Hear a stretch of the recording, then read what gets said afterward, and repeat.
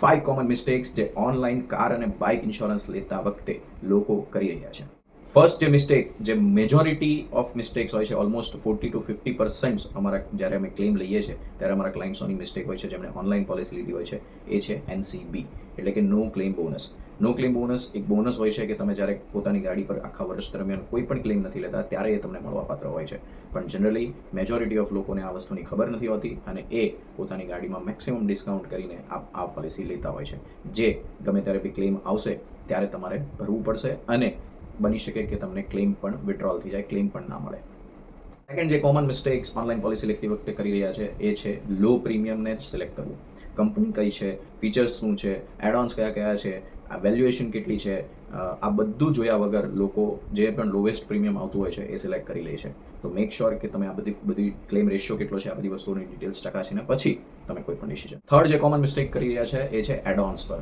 એડઓન્સ એક બહુ જ ઇમ્પોર્ટન્ટ પાર્ટ હોય છે કોઈ પણ મોટર કાર કે બાઇક પોલિસીઝના, અને એને અંડરગોઝ કરીને એને ધ્યાનમાં ના લઈને લોકો સાદી પોલિસી ઉતારી લે છે, ઓન ડેમેજ પ્રીમિયમવાળી પોલિસી ઉતારી લે છે, જેના પછી જ્યારે અમે કહીએ છીએ કે ભાઈ તમે આ એડોન્સ નથી લીધું એટલે તમારા આટલા રૂપિયા કટ ડાઉન થશે, ત્યારે એ લોકોને સમજ પડે છે કે ભાઈ જે એડોન્સ છે એ તો મેં ભૂલી જ ગયા હતા લેતા.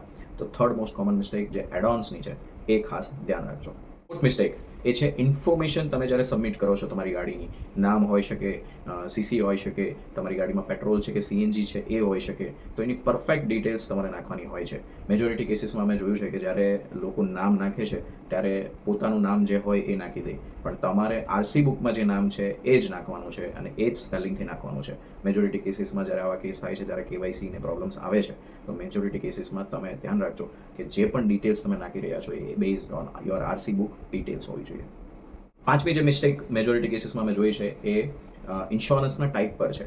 ઇન્સ્યોરન્સનો ટાઈપ એટલે કે એક હોય છે થર્ડ પાર્ટી ઇન્સ્યોરન્સ કે જેમાં તમને તમારી ગાડીનું કશું જ નથી મળતું, તમે જે વ્યક્તિને નુકસાન અથવા પ્રોપર્ટીનું નુકસાન કરેલું છે એનો ક્લેમ્સ તમને મળતો હોય છે, અને એક હોય છે ઓન ડેમેજ પ્રીમિયમ, એટલે કે એમાં તમારી ગાડી પણ એક્સિડન્ટ થાય છે તો ગાડીની પણ કિંમત તમને મળી શકે છે અથવા ગાડીનો તમને ખર્ચો મળી શકે છે.